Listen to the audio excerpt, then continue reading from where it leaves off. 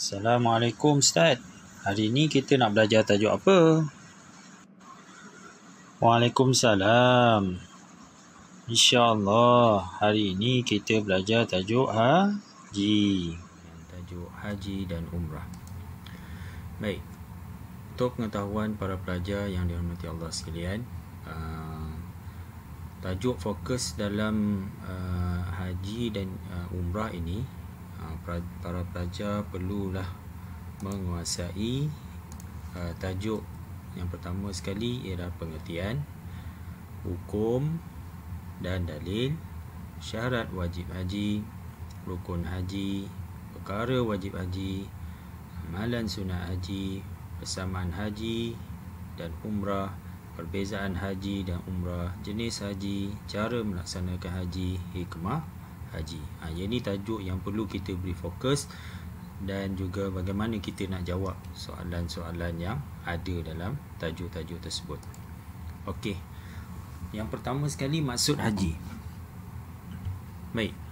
Kalau kita lihat di bahagian ni,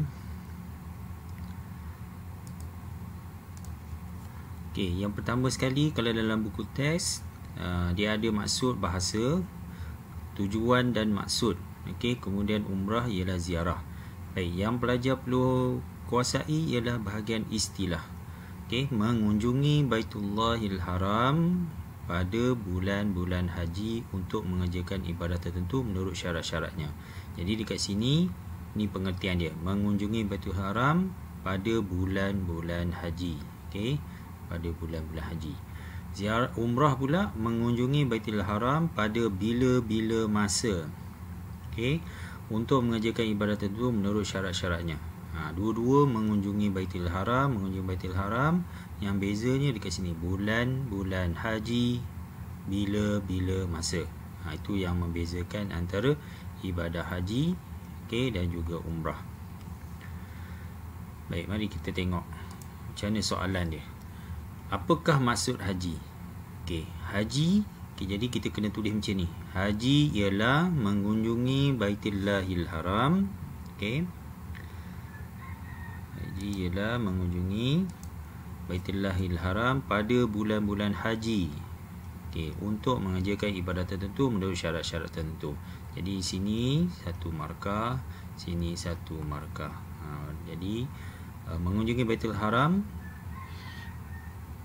mengunjungi Baitul Haram ni satu markah, pada mengunjungi Baitul Haram pada bulan-bulan haji satu markah, untuk mengerjakan ibadat tertentu menurut syarat-syaratnya satu markah, baru dapat dua markah. Okey, itu soalan untuk maksud haji. Baik, begitu juga dengan umrah. Kalau kita lihat sini, umrah mengunjungi Baitul Haram pada bila-bila masa untuk mengerjakan ibadat tertentu menurut syarat-syarat tertentu. Okey, mengunjungi Baitul Haram satu markah, untuk mengerjakan ibadat tertentu satu markah, baru dapat markah keseluruhan dua markah. Okey. Kemudian kita lihat hukum. Baik, hukum haji dan umrah. Okey, hukum haji ni wajib. Wajib. Sekali seumur hidup bagi setiap individu yang mukallaf dan berkemampuan. So hukum dia adalah wajib. Okey, umrah pula, umrah kat sini ialah hukum dia sunat. Itu beza dia. Hukum haji adalah wajib, umrah pula sunat. Baik, dalil naqli. Dalil naqli ni pelajar kena hafal yang ni, ayat Quran. Okey, wa atimmul hajja wal umrata lillah. Wa atimmu hajja wal umrata lillah, ataupun hafal yang ni. Okey. Yang ni. Dan sempurnakanlah ibadat haji dan umrah kerana Allah. Sempurnakanlah ibadat haji dan umrah kerana Allah Ta'ala. So ni dalil . Okay, seterusnya.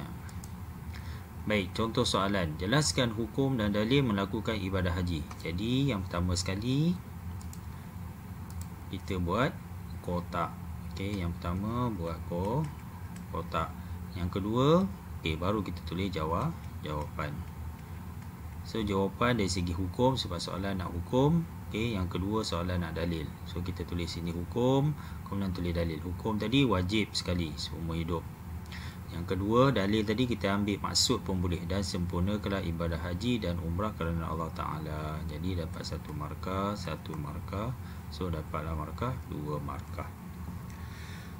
Okey, seterusnya. Baik, syarat wajib haji. Okey, cuba tengok. Saya merahkan S ni.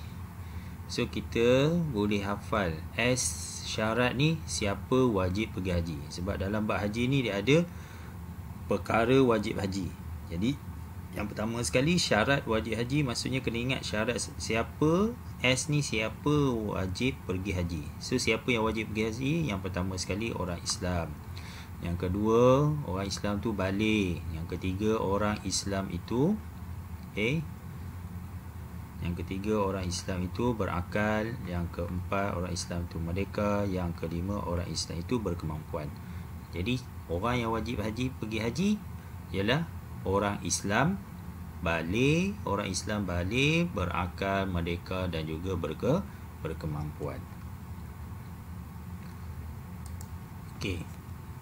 Nyatakan, ni contoh soalan. Nyatakan 4 syarat wajib haji. Jadi syarat dia orang Islam. So kena ingatlah S tadi. S ialah siapa wajib pergi haji. Islam, balik, orang Islam yang balik, berakal, mereka berkemampuan. Okay, so kita buat point sebab dia minta soalan nyatakan 4. Kemudian kita tengok pula rukun haji. Baik, rukun haji ni kita tengok. Ni mungkin kita boleh buat sedikit catatan. Berkaitan ni saya ada buat ni. Nani went to school by taxi. Nani tu ialah niat ihram. Went wukuf, T tawaf, S sa'i, B bercukur, T tertib. Jadi ni yang perlu kita hafal, niat mengerjakan haji. Wukuf di Arafah. So kena ditengok dia punya huraian ni. Wukuf ni bila? Kalau ditanya soalan wukuf, jelaskan wukuf di Arafah. Jadi yang ni kita kena tulis wukuf dia berada di padang Arafah seketika bermula masuknya waktu Zuhur 9 Zulhijjah hingga sebelum masuk waktu 10 Zulhijjah. Yang ni kita kena hafal. Kemudian kita tengok yang seterusnya, rukun haji yang ketiga, tawaf di Kaabah. Tawaf di Kaabah ni maksudnya mengelilingi Kaabah 7 pusingan, bermula di penjuru Hajar Aswad dan berakhir pada sudut yang sama. Ini huraian dia. Kalau soalan terangkan pengertian tawaf, yang ni. Kalau soalan tanya terangkan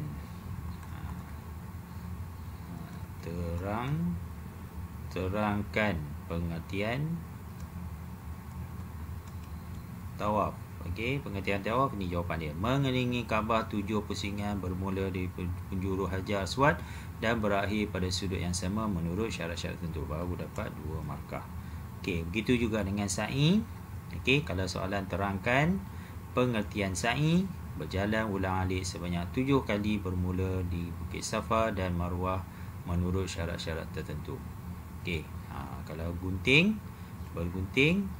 sekurang-kurangnya 3 helai rambut dan sunnah bercukur rambut bagi lelaki.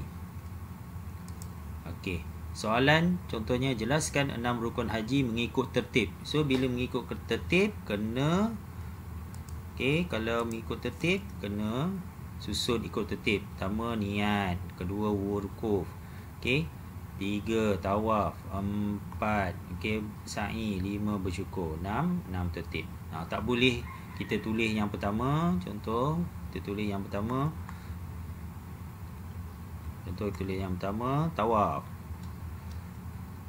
2 niat. 3 sa'i. Ini salah sebab dia kata mengikut tertib. So mengikut tertib kena ikut susunan yang tertib. Kemudian kita tengok seterusnya soalan dia. Jelaskan rukun haji berikut. Bila soalan macam ni,